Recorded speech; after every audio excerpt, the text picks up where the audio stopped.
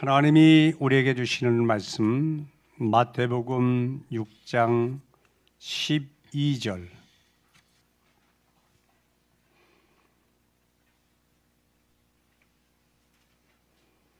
같이 읽겠습니다. 우리가 우리에게 죄 지은 자를 사하여 준 것 같이 우리 죄를 사하여 주시옵고. 아멘.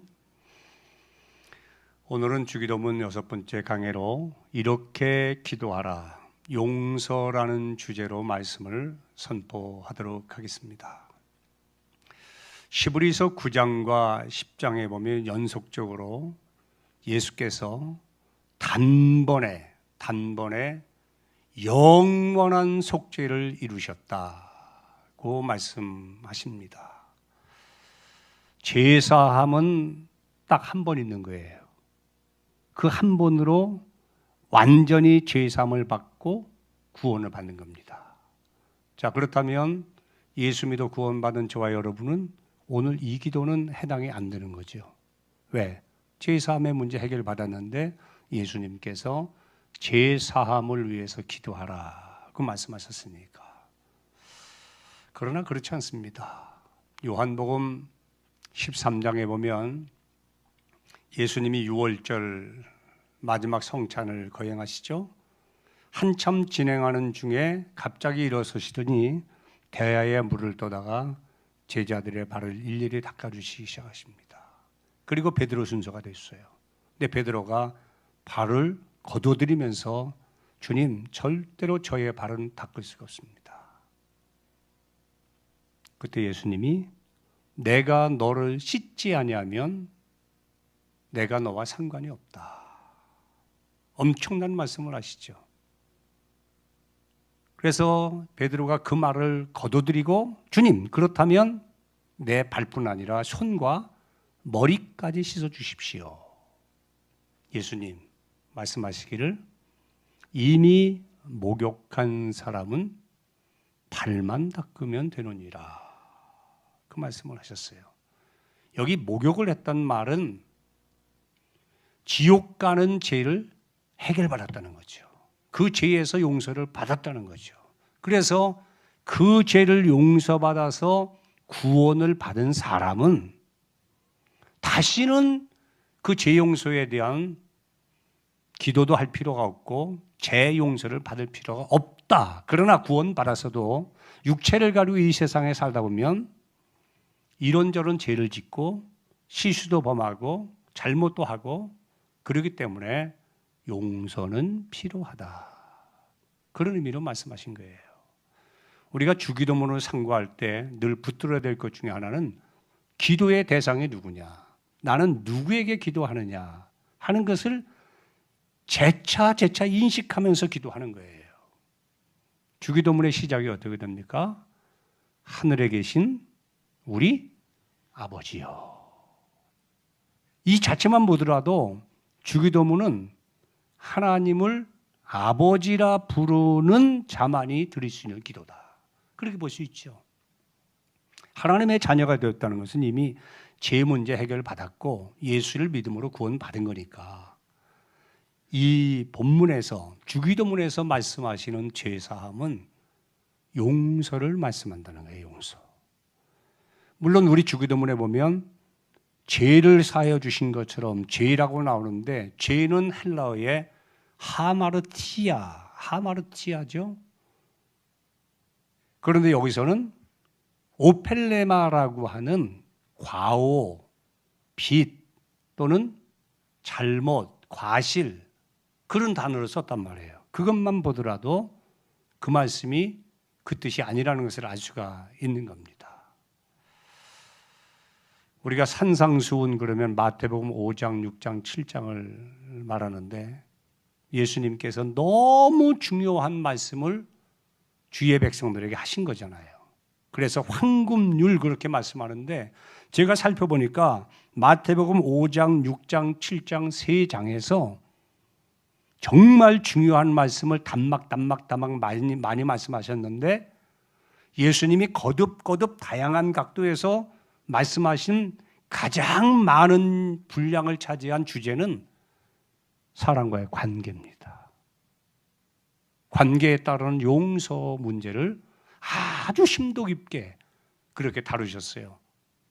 그 분량만 보더라도 그렇고 재차 강조하신 것만 보더라도 구원받은 성도가 누군가의 관계를 건강하게 이루어가는 것을 얼마나 원하시는가, 그것을 우리가 알 수가 있죠. 네. 우리 주변을 보면 믿음 좋은 사람들이 많아요. 믿음 좋다고. 그런데 믿음은 좋지만 관계가 별로 좋지 않은 분들도 많아요. 여러분, 믿음이 좋다는 말은 예수님을 열심히 믿는다는 게 아니잖아요. 성경을 많이 읽고 또 교회를 위해서 열심히 일하고 기도 많이 하고 그런 것만을 말하는 건 아니잖아요. 정말 믿음이 좋다는 말은 우리가 알고 믿는 말을 얼마나 삶으로 녹여내느냐, 삶으로 실천하느냐, 그 양이 그 기준이 돼야 되지요. 그러니까 하나님이 그렇게 보시니까. 그런 관점에서 보면 정말 믿음이 좋고 믿음이 큰 사람들은 많지만 관계까지 좋은 분들이 그렇게 많지 않다는 것을 이제 보게 됩니다. 믿음은 뭐냐? 믿음이 좋다는 것은 뭐냐? 그건 관계가 좋다는 말이에요. 관계. 그러면 너와 나, 우리의 관계를 원만하게 좋은 관계를 유지할 수 있는 키가 뭐냐? 그게 용서라는 거예요. 인간은 용서가 필요한 존재예요. 세상을 떠날 때까지. 용서가 필요한 존재이기 때문에 용서를 받아야 되고 또 용서를 해야 돼요. 그래서 예수님께서 주기도문 그 핵심적인 중간 부분에다가 우리가 우리의 죄를 용서해 준 것처럼 내가 허물 죄가 있고 실수를 하고 잘못을 범해도 주님이 나를 용서해 주세요. 그런 기도를 드리라고 하신 겁니다.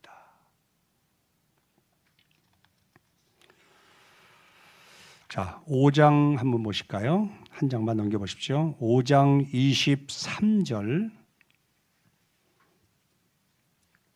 23, 24절 시작.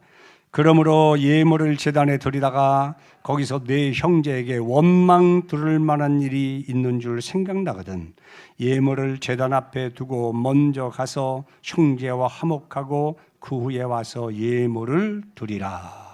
산상수훈에서는 먼저라는 말이 3번 나와요.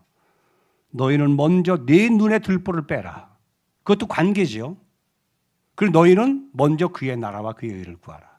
그리고 여기 또 나온 거예요. 너희는 먼저 형제와 화목하고 그 후에 내게 와서 예배를 드려라. 자, 여러분, 예수 믿는 우리에게 가장 중요한 것은 물론 예배예요. 그러나 예배가 예배되게 하는 것은 관계로 보시는 거예요. 관계.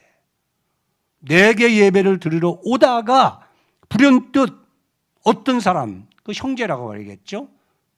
형제와 원망의 관계가 형성되는 것이 생각나면 그냥 와서 아무 일 없는 것처럼 예배하지 말고 그 자리에다가 예물을 두고 돌아가서 그 사람과 부둥켜 안고 화목을 하고 예배에 좀 늦더라도 와서 예배를 드려.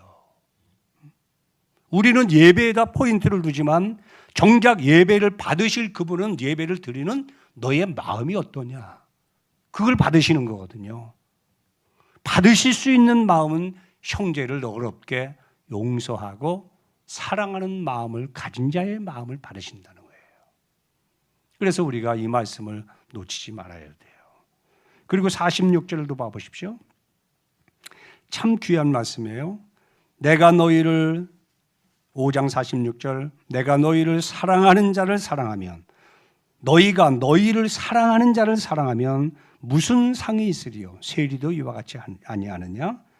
또 너희가 너희 형제에게만 무난하면 남보다 더한 것이 무엇이냐? 이방인들도 이같이 하지 아니하느냐? 나한테 잘하는 사람에게 잘하는 것은 너무나 쉽고 당연한 거예요. 누구나 할 수 있는 일이에요. 그러나 나에게 상처를 주고 나에게 손해를 끼치고 내 인격을 폄하하고 또 사실도 아닌 사실을 만들어서 거짓을 만들어서 퍼뜨리고 그런 사람을 용서하고 그 사람을 잘 대할 수 있는 것은 그것은 쉬운 일이 아니죠. 그러나 우리가 사랑하고 대접하고 섬기는 것이 고만하고 세상 사람의 기준에 그 수준에 걸맞는 그 수준에 끝난다면 그건 이방인도 하는 것이고 세리들도 하는 일이라는 거예요. 믿는 사람은 그 위에 있어야 된다는 말입니다. 그것을 뛰어넘어야 된다는 거예요.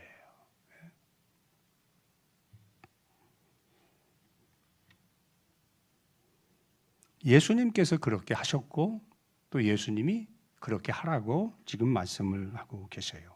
물론 여러분 나에게 아픔 주고 상처 주고 나를 힘들게 한 그 사람을 용서하는 것이요 그냥 쉽지 않아요. 한 편의 설교 들어가지고 줄줄줄 뭐 이렇게 풀어지는 문제가 아닙니다. 저도 잘 알아요. 그러니까 기도 제목 속에 두신 거죠. 내심으로 안 되니까 각오하고 결심하고 마음 먹어도 안 되니까 하나님 앞에 기도해서 미운 마음이 불쌍히 여겨지는 마음으로 녹아지도록 사랑할 수 없는 사람이 사랑되어질 수 있도록 하나님 앞에 기도하라는 거예요. 이해가 되시죠? 예. 저희 사택 우리 집 화장실에는 문구 하나가 걸려 있어요. 거기 보면 사랑할 수 없는 사람을 사랑하라. 물론 제가 붙인 거 아니에요. 제가 아는 어떤 분이 붙인 거예요. 사랑할 수 없는 사람을 사랑하라. 둘째, 용서할 수 없는 사람을 용서하라. 셋째, 섬길 수 없는 사람을 섬겨라. 저는 보기 싫어도 그거 늘 봐야 돼요. 오늘 새벽에도 봤어요. 과연 내가 이 주제를 설교해야 되는데 이 말씀에 합당한 나 자신인가 돌아보니까 좀 씁쓸한 마음, 죄송한 마음이 생기더라고. 정말 힘들어. 생각만 해도 내 기쁨이 없어져, 사라져. 그럴 정도로 내 인생에 발목을 잡고 힘들게 하는 그 사람이 한 명, 두 명 없는 사람이 누가 있냐고. 네? 시도를 안 해본 것도 아니야. 노력도 해봤어. 근데 안 되잖아. 그런데 주님은 그거 안 하고 그냥 살면 이방입니다. 그거 아니면 세리 수준이다. 해야 되는데 해야 되는 것을 알면서도 안 되니까 기도하는 수밖에 없죠. 내 마음에 수용력을 주십시오. 넓혀 주십시오. 그리고 그의 완악한 마음도 녹여 주십시오. 그래서 말씀하신 그 말씀이 흘러가게 해 주십시오.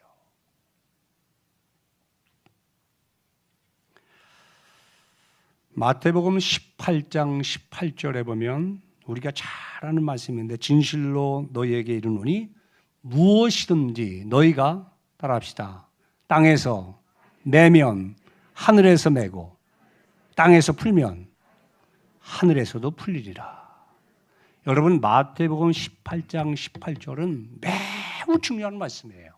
구원받은 성도에게 있어서 매우 중요한 거예요. 이것도 관계를 말하는 거잖아요. 땅에서 하늘에서, 땅에서 하늘에서. 여러분 땅과 하늘이 별개가 아닙니다. 하나예요. 연결되어 있는 거예요. 땅은 내가 사는 곳이고 하늘은 하나님이 계신 곳이에요. 내가 사는 삶의 현장에서 풀면 이게 푼다는 게 용서 아니겠습니까? 누구의 잘못, 과실을 풀어주는 거 아니겠어요? 용서해 주는 거 아니겠어요? 그렇게 하면 하늘에 계신 아버지께서도 너의 인생에 묶여있는 문제를 풀어주겠다는 거죠. 이처럼 선명하게, 분명하게, 확실하게 인간관계의 중요성과 그에 따르는 법, 그에 따르는 복을 담아놓으신 성경이 어디 있냐고요.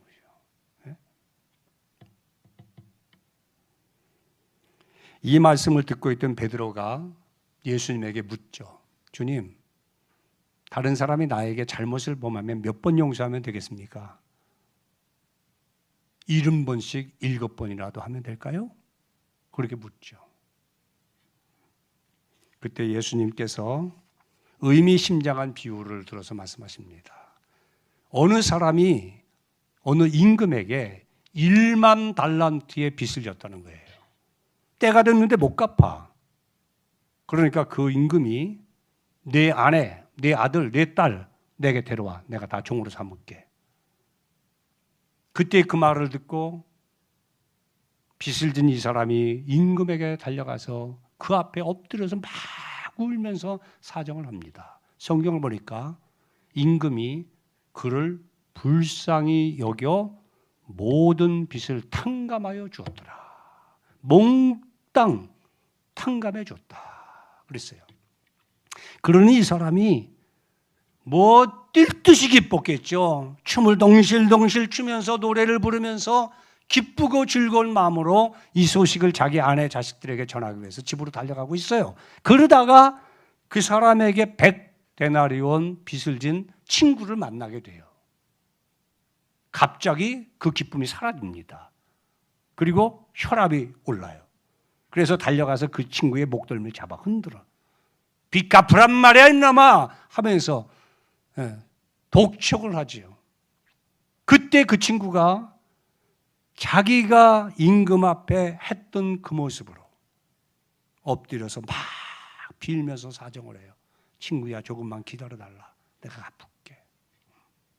그런데 아랑곳하지 않고 그 사람을 끌어다가 관가에 가서 옥에다 가둬버립니다. 그 소식을 임금이 들어요.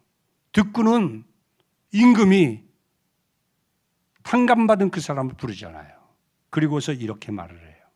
내가 너를 불쌍히 여겨. 내가 너를 불쌍히 여김같이 너도 네 동료를 불쌍히 여기는 것이 마땅하거늘. 여러분, 우리는 1만 달란트를 탕감받은 사람이에요. 이게 정확한지 모르지만 어떤 분이 계산해 봤대요. 현시가로 했더니 3조 5천억이래. 3조 들어는 보셨어요? 3조 5천억의 의미는 뭐예요? 우리 힘과 능력으로는 평생도록 해결할 수 없는 그 어떤 빚이잖아요.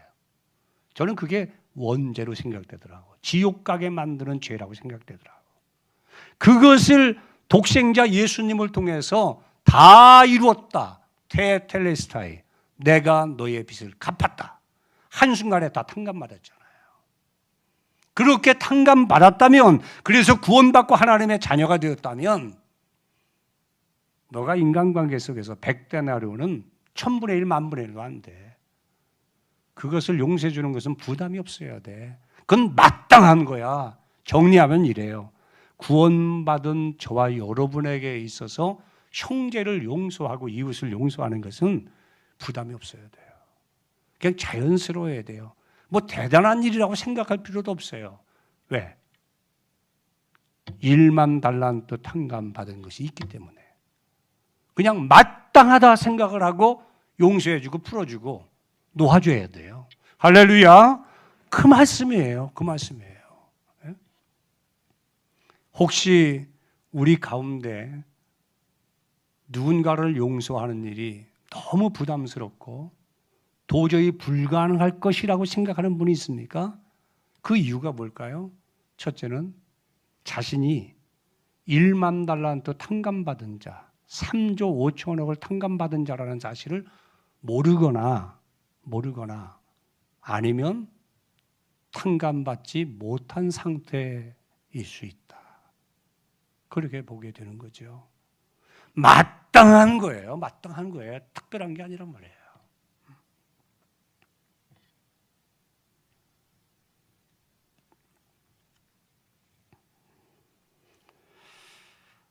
항상 1만 달란트를 생각해야 돼요. 그리고 내 주변을 보면, 그 친구를 보고 다른 사람을 보면, 미안해 친구야. 그 친구가 와서 그럴 때, 야, 그거 신경 쓰지 마. 나는 방금 전에 내 임금으로부터 3조 5천억을 탕감 말아서 몽땅. 응? 너 그까짓 거 신경 쓰지 마. 해피? 자유해? 그럴 수 있어야죠. 마땅한 거예요.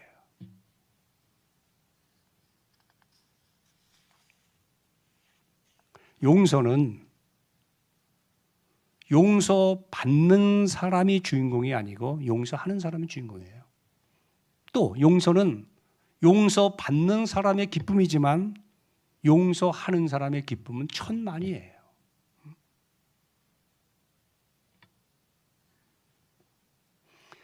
상수원에 1급수 물이 가득해요.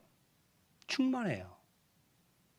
그런데 그것이 우리에게까지 공급되기까지는 송수관을 통해서 와야 돼요. 일단 자 보세요. 왔어요. 와서 우리 집 부엌에까지 그게 와 있어요.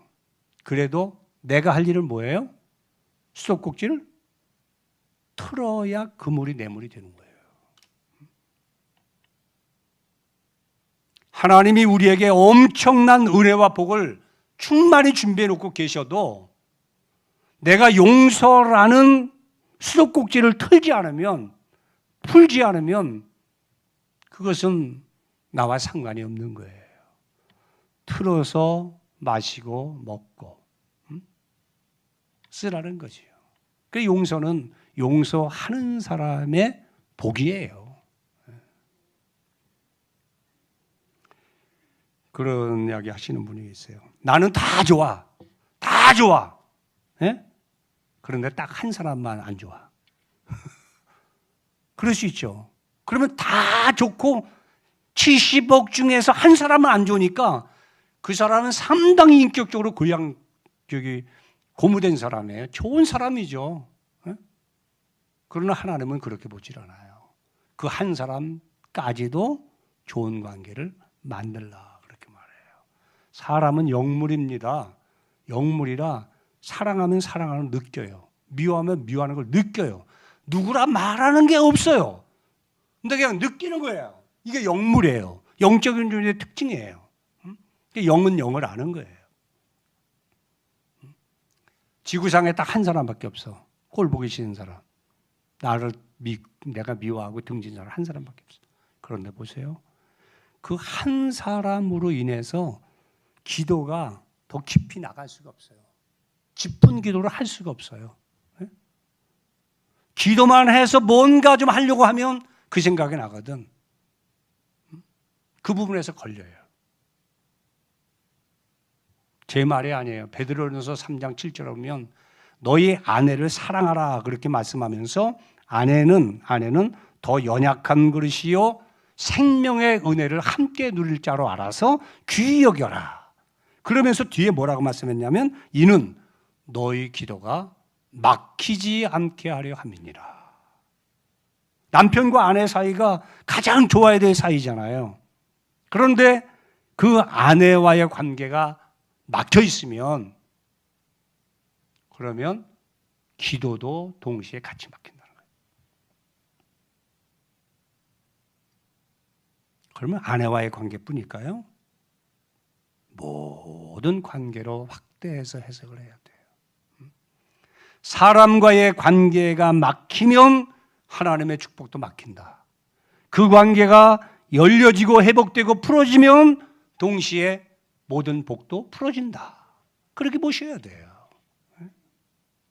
용서는 하고 안 하고 선택적인 문제가 아니에요. 반드시 하셔야 되고 또 그렇게 하시기를 축복합니다. 예. 전들 그런 사람이 없겠습니까? 예? 그거 해결하고 여기 올려오려고 몸부림을 치는 거예요. 예? 실상은 한 주간 내내 뭐 앉아서 설교만 준비하는 게 아니란 말이에요. 이 설교를 자신 있게 하고 내게 복이 되게끔 할 수 있도록 하나님 내 안에 막혀 있는 부분을 풀게 해 주십시오. 풀어 주십시오. 그 원만한 마음을 가지고 단에 서는 거예요. 우리가 잘 아는 요한 3서 1장 2절에 보면 사랑하는 자여 내 영혼이 잘됨 같이 범사가 잘되고 강건하기를 내가 간구하노라. 보세요. 가장 잘 돼야 될 것, 가장 먼저 잘 돼야 될 것이 내 영혼이란 말이에요. 영혼이 잘 되는 기준을 가지고 범사가 잘 되고 강건함의 복까지 나간단 말입니다. 그럼 영혼이 잘 되는 복은 뭘까요? 이건 구원함을 받으란 말이 아닙니다. 구원받은 성도와 영혼이 잘 되는 것은 관계예요. 관계. 서로 풀어주고 안아주고 용서해주고 용납해주고 하는 관계예요. 그것이 잘 돼야 범사가 잘 되고 몸도 건강하고 자녀도 잘 되고 다 잘 된다.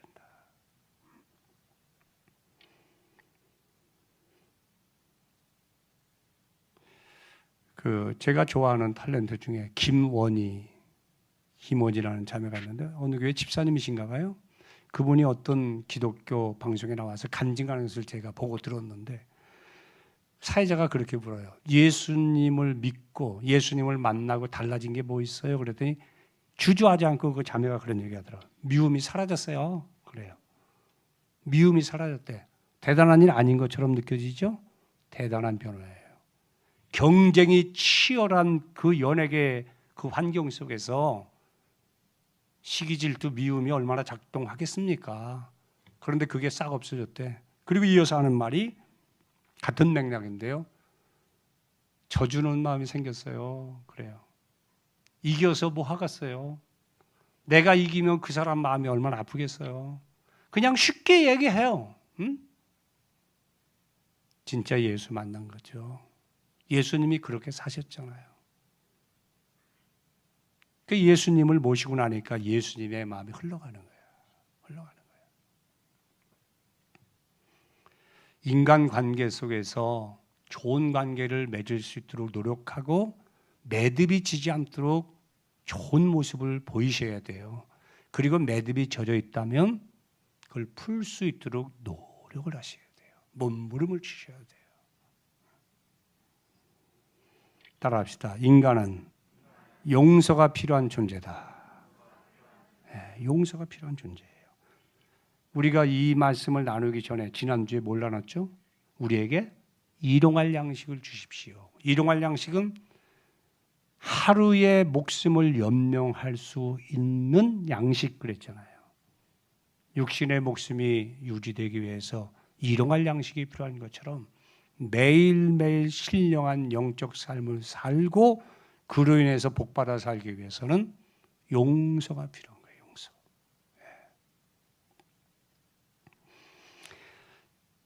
자동차 경주를 하는 카레이서도 있지 않습니까?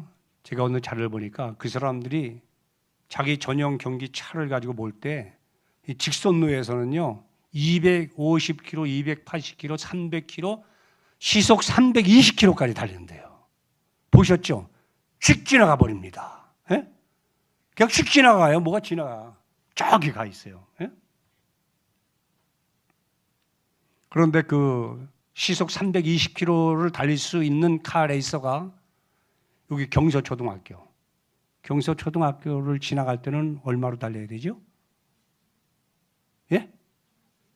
스쿨존이 30km예요. 여기서도 320km 달리면 어떻게 돼? 벌금이 한 1억은 나올걸? 예? 능력이 뭐예요? 320km를 달리는 것도 능력이지만 줄여야 될 때서 30km로 줄일 수 있는 것은 더 큰 능력이에요. 이게 그리스도인의 모습이에요. 왜 다윗이 하나님 앞에 인정받고 존중받습니까? 13년 동안 아무런 이유 없이 자기를 미워하고 창을 던지고 총을 쏘고 공격하는 그 사울을 향해서 일반적으로는 이를 갈죠. 기회만 주어지면 죽이고 싶죠. 그 기회가 주어졌어요. 2번이나. 그런데 다윗은 그를 죽이질 않아요. 그냥 옷자락만 살짝 빼고는 살려줘요. 그죠? 그것이 성경에 생생히 기록되어 있다고. 예? 능력이 뭐예요? 힘을 다 쓰지 않는 거예요. 얼마든지 나의 말재간으로 따발총처럼 쏴댈 수 있고 증명할 수 있고 따릴 수 있고 내 힘으로 그 사람을 제압할 수 있어요. 김원희 씨 말대로 그런들 뭐가 유익하겠습니까? 하나님의 사랑은 이미 말라버렸는데. 여러분, 힘을 다 쓰지 마세요. 그리고 자기 조절 능력을 가지세요. 그래서 감정적인 요소, 관계가 어려워지지 않도록 노력하고 원치 않게 관계가 어려워졌으면 최고의 숙제로 알고 풀으세요. 그리고 하나님 앞에 기도하세요. 그것이 예수를 잘 믿는 것이고 자신의 삶을 행복하고 복되게 이끌어가는 비결이에요.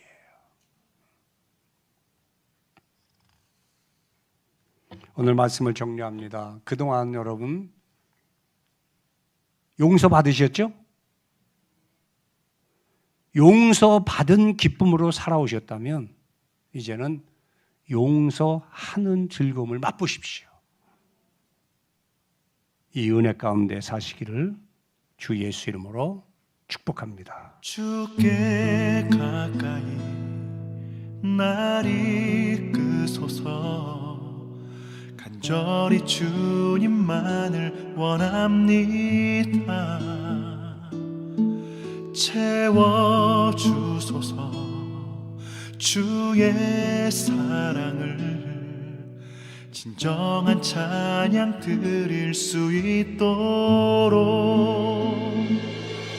주께 가까이 날 이끄소서. 간절히 주님만을 원합니다. 채워주소서.